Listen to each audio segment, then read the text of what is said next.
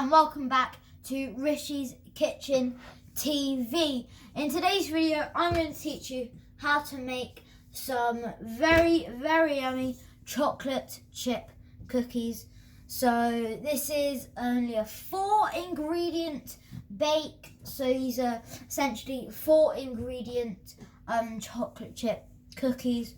We have butter, sugar, flour, and also obviously chocolate chips.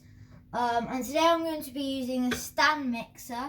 And if you're using a stand mixer at home, try and use the dough hook instead of your whisk or whatever, your cane mixer or something. The handheld spinny ones are good for this as well. They're probably the best, but if you just have a good old wooden spoon or whatever, they are fine too. But I'm going to start off today's bake by getting the lovely butter here.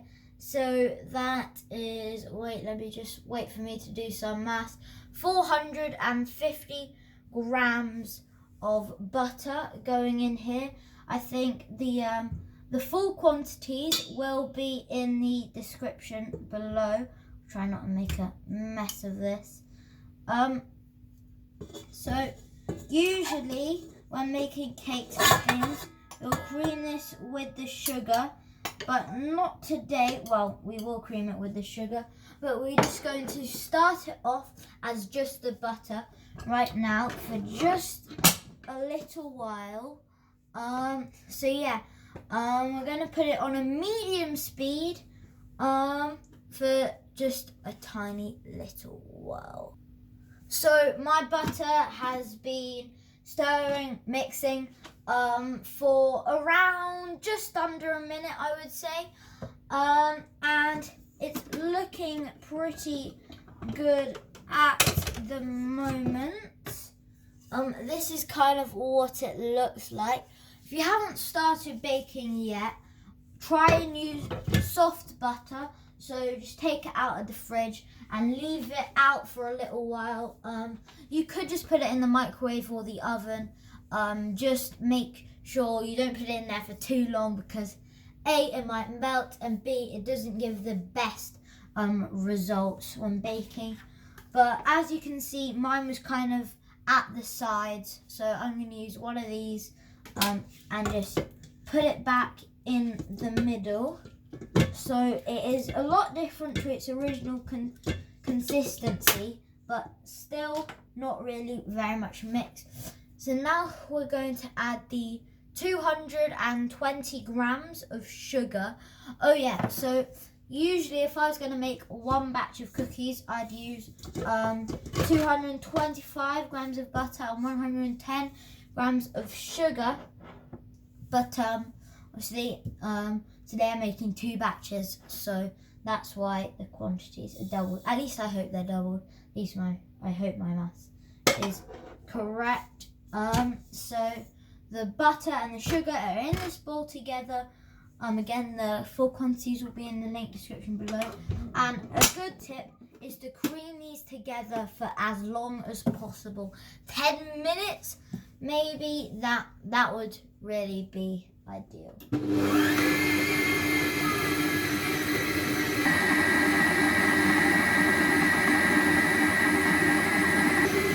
Okay, so it's really coming along now. It's doing really well. I'm just going to stop it now. I'm just going to lift this off and let me just show you. As again with the butter, it's all gone to the sides.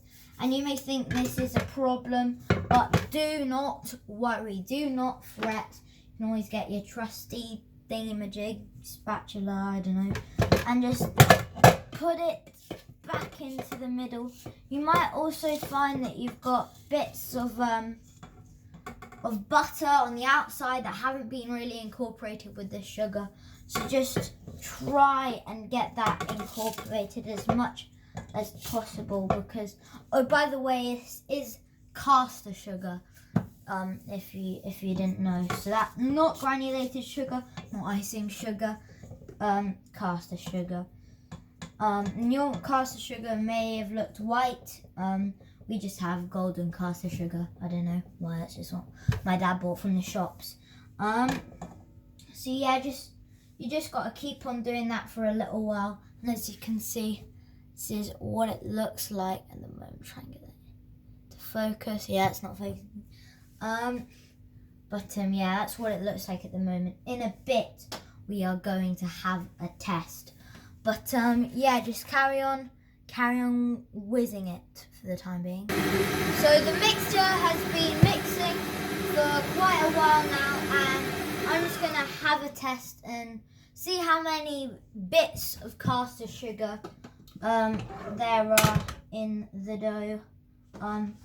So I am just going to get my second spatula that I'm going to use for tasting today. That was a bit too much, yeah. Let's get a little bit less on that. Okay, that is what it looks like if the camera wants to focus.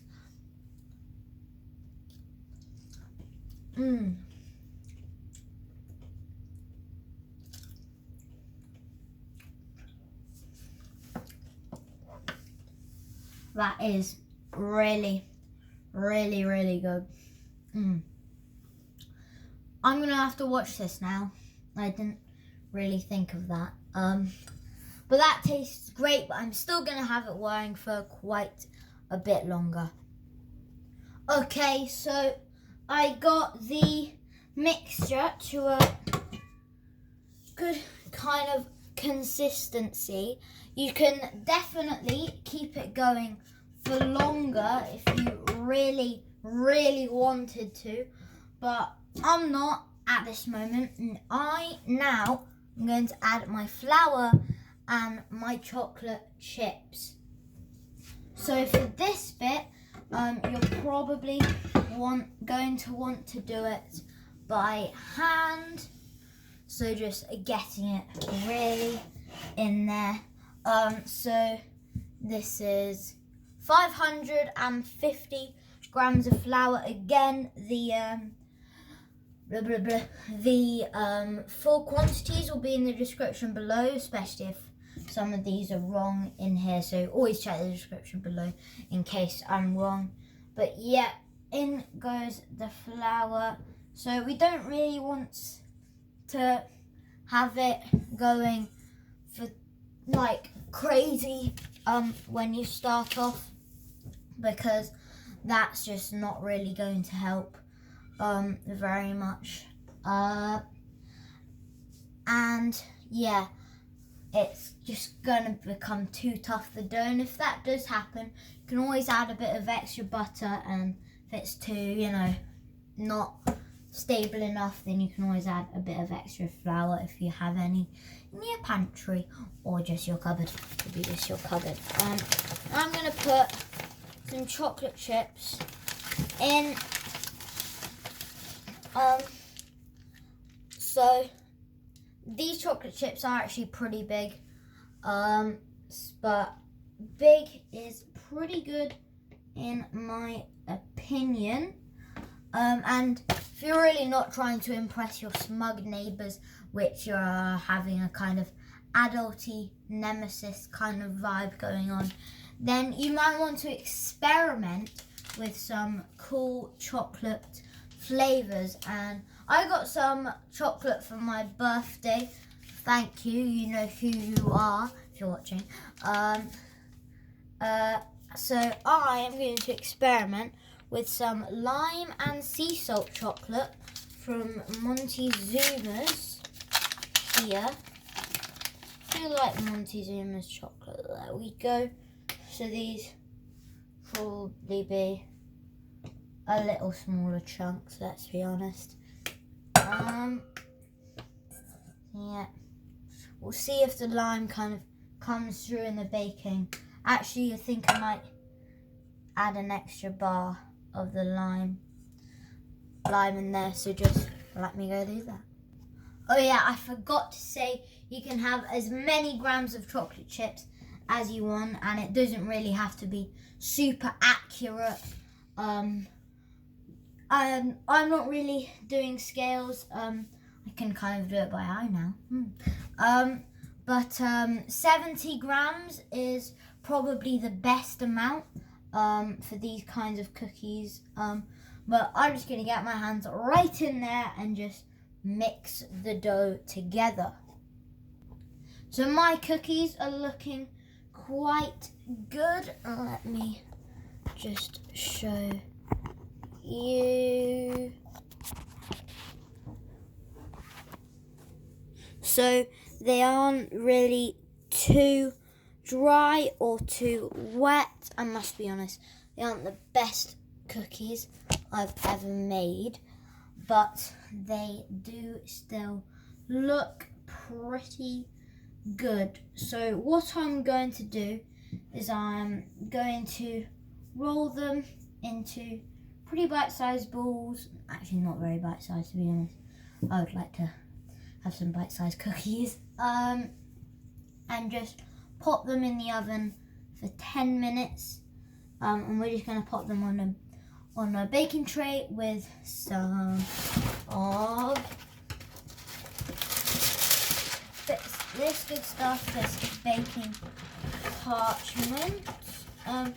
We get our baking parchment from If You Care Quality with Integrity. I didn't know that. But now you know, and I think it's better because they just give you individual sheets and they seem to fit our tray pretty well. So I'm going to go do that and show you the final results. Oh yeah, and preheat your oven to 180 degrees. Sorry, forgot about that. So, here are the wonderful finished results. And I can't wait to chomp into one. So, goodbye from me and goodbye from the cookies. Make sure to visit rishiskitchen.com. We have a whole host of stuff coming up in the little while, as I think in 3 days it has been one entire year of Rishi's Kitchen, not Rishi's Kitchen TV, just Rishi's Kitchen. So that is very, very exciting. So bye.